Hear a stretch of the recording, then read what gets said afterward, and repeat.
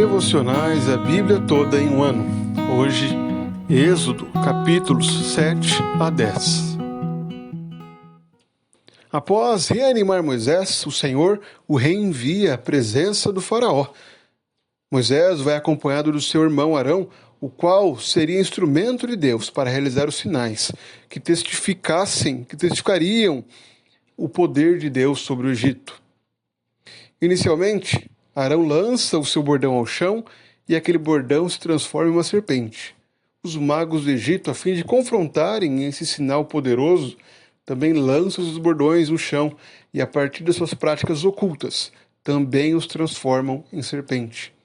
Porém, o Senhor mostra o seu poder ao fazer o bordão de Arão devorar o bordão dos magos do Egito. Porém, isso não é suficiente para Faraó, que endurece o coração e não ouve o que Moisés e Arão queriam dizer a ele. O que vem em seguida são demonstrações contínuas do poder de Deus para os egípcios. O grande alvo de Deus era humilhar o Egito, como é dito no capítulo 10, era demonstrar o seu poder, como o próprio Deus havia dito que aconteceria. Quando o faraó endurecesse o coração, ele estenderia sua mão poderosa e mostraria todo o seu poder e domínio sobre o Egito. O Senhor está trazendo juízo para o Egito. E o Senhor faz isso de muitas formas. O Senhor transforma as águas em sangue, a ponto de nem ao cavarem para procurar água nas profundezas da terra, acharem água potável. O Senhor envia rãs que surgem do rio Nilo após o sangue se dissipar, e agora tomam todas as casas, o palácio de Faraó, a casa de seus oficiais. O Senhor envia piolhos e faz com que todo o povo fique se coçando diante dessa praga de insetos. Moscas, peste nos animais, úlceras, chuva de pedras, tudo isso é enviado por Deus. O Senhor destrói totalmente o Egito, a ponto de, na 8ª praga, na praga dos gafanhotos, os próprios oficiais clamarem, dizendo: o que falta para que Faraó deixe esse povo ir embora? O que mais esse homem fará? Nós sofremos. Falando sobre Moisés, é dito, então, e reconhecido pelos egípcios o poder de Deus. Eles se veem impossibilitados de triunfarem contra o Deus dos hebreus, contra o Deus de Israel. Porém, em toda a passagem, nós vemos a dureza de coração do faraó. Faraó se recusa a deixar o povo ir.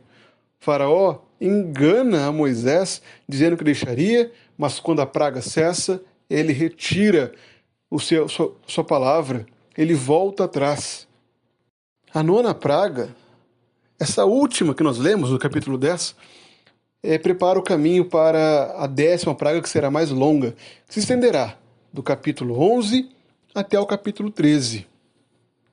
Ali, Faraó é duro com Moisés, dizendo que Moisés não voltará a ver a sua face, e se voltar a vê-lo, morrerá. Faraó mal sabe o que lhe aguarda. O Senhor, o Deus de Israel, que está demonstrando seu poder no Egito, dará uma demonstração ainda mais dolorosa, ainda mais pessoal ao coração de Faraó e ao coração de todo o povo do Egito. Mas isso são cenas dos próximos capítulos. Leremos sobre isso amanhã. Hoje precisamos pensar em como essas pragas, as 9 primeiras, são úteis e aplicadas a nós, que vivemos em um contexto totalmente diferente daquele que os hebreus viviam.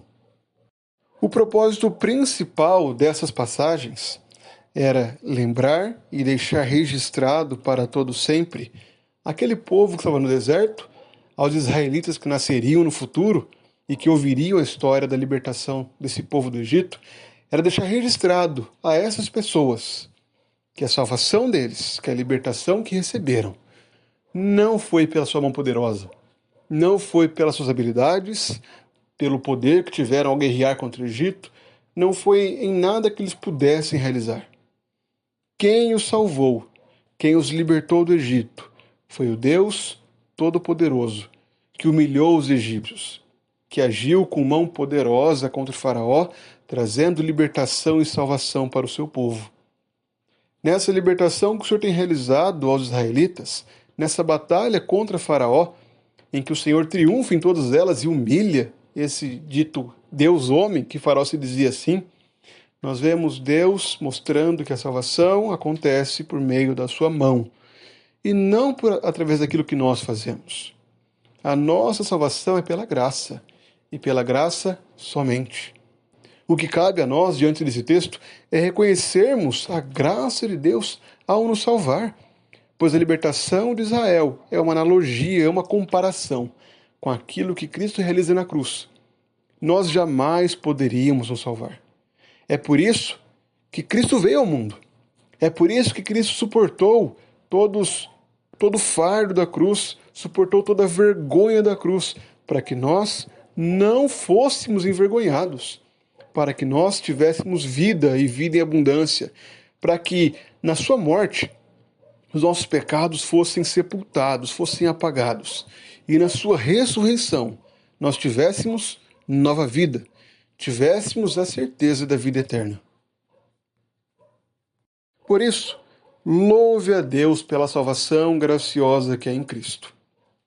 Mas além disso, esse texto também aponta para o juízo que virá. Deus está agindo com juízo para com Faraó, mas o tempo todo Faraó se recusa a se arrepender. A todo momento nós vemos Faraó dando sinais de arrependimento, mas depois desistindo e sendo duro de coração. Talvez o seu coração tenha sido duro até hoje. Diante de toda a graça de Deus, diante daquilo que Ele tem realizado, talvez você continue resistindo ao Espírito Santo. Mas saiba que aqueles que não se dobram a Cristo, não reconhecem o seu senhorio, o seu poder, não desejam a salvação graciosa, mas buscam a salvação por suas obras, essas pessoas um dia terão que se dobrar e reconhecer que só Jesus Cristo é Senhor, para a glória de Deus Pai. Não espere esse dia chegar. Não deseje o juízo final de Deus, a ira de Deus. Dirija-se a Cristo hoje. Creia em Cristo. Deposite a sua fé, o seu coração, toda a sua esperança nele. Não procure salvação pelas suas mãos, mas descanse em Cristo, pois somente Ele pode oferecer salvação, pode oferecer consolo para a sua alma.